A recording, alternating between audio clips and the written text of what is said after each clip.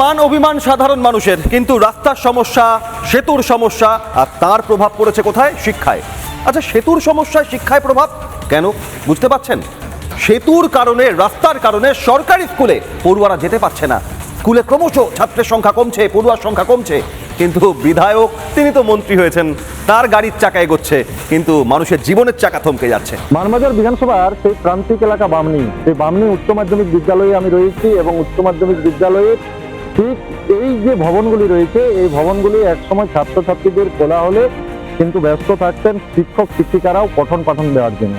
অথচ রাস্তাঘাট থেকে শুরু করে নদীতে সেতু না থাকার কারণে একটা সমস্যা তৈরি হয় ছাত্রছাত্রী সহ শিক্ষক শিক্ষিকাদের এই বিদ্যালয়ে আসার জন্য।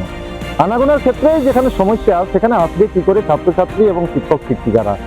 বিভিন্ন সময় যার কারণে এখান থেকে বদলি নিয়ে নিয়েছেন শিক্ষক শিক্ষিকারা। এক সময় যে এই বিদ্যালয়ে 20 থেকে 25 জন শিক্ষক শিক্ষিকা থাকতেন, তারা পাঠদান করতেন ছাত্রছাত্রীদের। অথচ এখন সেই সংখ্যা গিয়ে দাঁড়িয়েছে 9। ছাত্রছাত্রীর সংখ্যাও স্বাভাবিকভাবে কমেছে, পঠন পাঠন ঠিকভাবে হচ্ছে না, এমনটাই কিন্তু জানাচ্ছেন এই কমেছে। জাস্ট কখন থেকে বলতে বিগত 2-3 বছর থেকে তো তাই ঝুঁকি প্লাস একটু বৃষ্টি হলে আবার এক কমর এক উপজল হয়ে যাচ্ছে। টাকা নদী, আমাদের খরস্রোতা নদী, মানে টাকাটা তাতে একটু পারাপারের ক্ষেত্রে অসুবিধা আছে। সেটা একটু ভাবনা থাকছে যে এটাও একটা কারণ হতে পারে যে কিভাবে যাবে গোটা বছর ছেলে বা মেয়েটা আমার কিভাবে স্কুল যাবে। এটা